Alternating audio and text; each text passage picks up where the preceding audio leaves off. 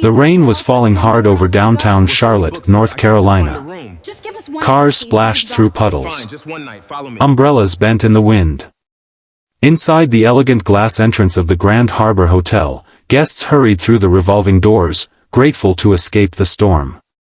Near the curb, a tired-looking man stepped out of an aging blue sedan.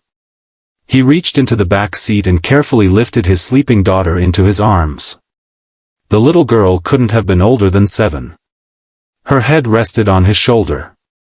She never woke up. The man grabbed a small duffel bag, adjusted his jacket, and walked toward the hotel entrance. What happened next would change several lives forever. Because the staff at the front desk had no idea that the exhausted father standing in front of them wasn't a guest looking for a room. He was the owner of the hotel. And before the night was over, everyone would learn a lesson far more important than business. A lesson about dignity, respect, and seeing people for who they truly are. Marcus Reed wasn't the kind of person who looked like a luxury hotel owner. At least not according to most people's expectations. At 38 years old, Marcus preferred jeans over expensive suits. He drove practical cars. He carried his own bags. And whenever possible, he avoided attention.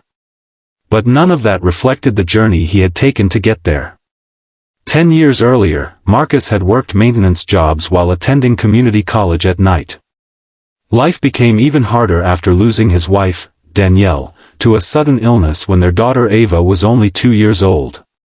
For a long time, Marcus balanced grief, parenthood, and financial uncertainty all at once. Many people would have given up. Marcus didn't. He worked multiple jobs. Saved every dollar he could. Studied business management. Eventually partnered with investors who believed in his vision. Years later, he acquired several struggling properties and transformed them into successful hotels known for exceptional customer service. His company motto was simple. Every guest matters because every person matters. Those words weren't marketing. They were personal. Marcus knew what it felt like to be overlooked. To be judged. To feel invisible. Which was why he made surprise visits to his properties several times each year. No announcements. No executives. No warnings. Just honest observations. And on this rainy Thursday evening, he had decided to stop by the Grand Harbor Hotel after attending one of Ava's school events. He wanted to spend a quiet night there before an important meeting the next morning. Neither the staff nor management knew he was coming. Inside the lobby, warm lighting reflected off polished marble floors. A pianist played softly near the lounge. Guests chatted over coffee. Marcus approached the front desk carrying Ava. A young employee named Trevor looked up briefly. His smile disappeared almost immediately. Trevor glanced at Marcus's wet jacket. Then at his worn duffel bag. Then at the sleeping child. Something changed in his expression. "Can I help you?" Trevor asked. The words sounded polite. The tone did not. "Hi," Marcus replied with a friendly smile. "I'd like to check into a room." Trevor hesitated. "Do you have a reservation?" "I do." Marcus gave his name. Trevor typed into the computer. The reservation appeared instantly. A premium suite. 3 nights. Everything should have been simple. Instead, Trevor frowned. He looked back at Marcus. Then at the screen. Then back again. Almost as if he couldn't believe what he was seeing. "There seems to be a problem," Trevor said. Marcus remained calm. "What kind of problem?" "The room isn't available." Marcus glanced at the computer monitor. He could clearly see available rooms listed. Several of them. "I understand hotels get busy," Marcus said. "Are there any alternatives?" Trevor shrugged. "Not really." Another employee standing nearby exchanged an uncomfortable glance with a coworker. Something felt wrong. Marcus wasn't upset. Not yet. But he had spent years learning to recognize when someone was making assumptions. And unfortunately, this felt familiar.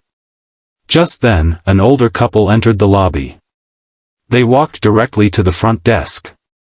Without checking availability, Trevor immediately began discussing room options with them. Marcus noticed. So did the employees standing nearby. The couple noticed too. The woman looked confused. "Weren't you helping him?" she asked. Trevor forced a laugh. "He'll need to make other arrangements." The lobby grew quieter. Marcus gently adjusted Ava on his shoulder. Still asleep. Still trusting her father to keep her safe. The sight strengthened his resolve to remain composed. Because his daughter was always watching.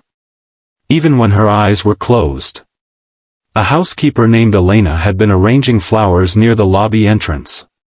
She had worked at the hotel for nearly 12 years. She knew good customer service when she saw it. And she knew poor treatment when she saw that too. Something about the interaction bothered her deeply. She approached carefully. "Excuse me," Elena said softly. Trevor looked annoyed. "What is it?" "I think there are several rooms available tonight." Trevor's jaw tightened. "I'll handle the front desk." Elena stepped back. But she couldn't ignore what she had witnessed. Neither could several other employees. The atmosphere in the lobby became increasingly uncomfortable. Marcus finally spoke. "May I ask why my confirmed reservation isn't being honored?" Trevor folded his arms. "Sir, I already explained." "No," Marcus replied calmly. "You said there was a problem. You never explained what it was." The silence that followed seemed endless. Then Trevor said something he would later regret. "You don't really look like someone who booked a suite."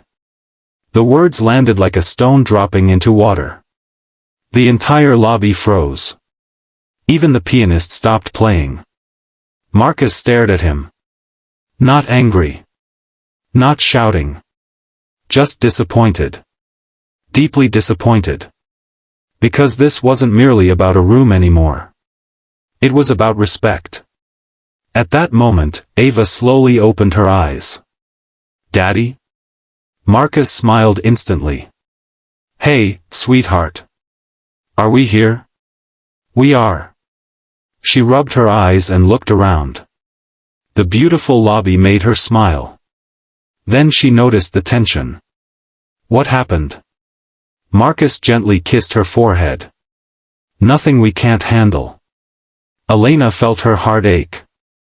The little girl looked exhausted. And through everything, Marcus remained patient. Kind. Respectful. A true professional. Which made Trevor's behavior seem even worse. Just then, another man entered through a side door. General Manager David Chen. David had spent the evening meeting with vendors and had only just returned. He immediately sensed something was wrong. The lobby was unusually quiet. Guests were watching. Employees looked nervous. "What happened?" David asked. No one answered right away. Finally, Elena stepped forward. She explained everything. Every detail. Carefully and honestly. David's face grew pale. Then he looked at Marcus. And his eyes widened. Oh no. The realization hit him instantly. "Mr. Reed?" Marcus nodded politely. David nearly dropped the folder in his hands. Because standing in front of him wasn't an ordinary guest. It was the founder and owner of the entire company. The man whose leadership had helped hundreds of employees build careers. The man who personally funded scholarships for workers' children. The man who regularly visited hotels without warning. Trevor's face turned white. "Wait, owner?" The lobby became completely silent. David quickly approached. "Mr. Reed, I'm incredibly sorry." Marcus shook his head. "This isn't about me. David understood immediately. It wasn't. The issue wasn't that an owner had been treated poorly. The issue was that any guest could have been treated that way. And that mattered far more. Marcus gently set Ava down beside him. Then he turned toward the employees gathered nearby. "What concerns me," he said, "is that if I wasn't the owner, nobody would know this happened." Nobody spoke. Because everyone knew he was right. Marcus continued. "We welcome thousands of guests every month. They come from different backgrounds, professions, neighborhoods, and circumstances." He looked around the room. "Our responsibility is to make every person feel respected." Several employees nodded. Some guests quietly applauded. Not because of who Marcus was, but because of what he stood for. David escorted Marcus and Ava to a private office. There, they discussed the situation in detail. Hotel security footage confirmed what witnesses had reported. Multiple employees shared similar concerns about Trevor's behavior toward guests over previous months. Complaints had been subtle, difficult to prove individually. But together they painted a clear picture. By the end of the review, a decision was made. Trevor's employment was terminated immediately. Not because of one mistake. Not because he failed to recognize the owner. But because he repeatedly failed to treat people with dignity. And that violated the very foundation of the company's values. The next morning, Marcus held a meeting with the entire staff. Many expected a harsh lecture. Instead, he shared a story. A story few employees had ever heard. He told them about the years after Danielle passed away. The nights when he and little Ava stayed in budget motels while traveling between jobs and interviews. The times people assumed he wasn't successful. The moment strangers treated him differently based solely on appearances. It hurt, Marcus admitted. But it also taught me something important. Everyone listened. You never know what someone is carrying. He paused. Maybe they're grieving. Maybe they're exhausted. Maybe they're celebrating something wonderful. Maybe they're fighting a battle you can't see. The room remained silent. So if we don't know their story, the least we can do is treat them with kindness. The message spread throughout the hotel. Not as gossip. As a reminder. Employees began paying closer attention to how they interacted with guests and with one another. The change wasn't dramatic overnight. But it was real. Small acts of respect became part of daily culture. Housekeepers received more recognition. Maintenance workers felt more appreciated. Front desk employees became more attentive. And guests noticed. Customer satisfaction scores rose steadily over the following months. But Marcus considered a different result far more important. The workplace became warmer. More human. More connected. Several weeks later, Elena received a handwritten note. It was from Marcus. Inside was a simple message. Thank you for speaking up when it mattered. Along with the note came an invitation. Marcus wanted her to join a new employee advisory committee designed to improve hotel culture across the company. Elena accepted. She later helped launch several programs focused on employee respect and guest experience. One small moment of courage had created ripple effects she never imagined. Years later, Ava would still remember that rainy night. Not because her father owned the hotel. Not because someone lost a job. But because of what happened afterward. She remembered her father's calm voice. His patience. His refusal to humiliate anyone. His focus on fixing the problem instead of seeking revenge. One evening as a teenager, she asked him why. Marcus smiled. Because kindness isn't only about how we treat people when everything is easy. He looked at her thoughtfully. It's about who we choose to be when we're given every reason not to be kind. Ava never forgot those words. Neither did many of the people who worked at the Grand Harbor Hotel. And maybe that's the real lesson. Every day, we meet people whose stories we don't know.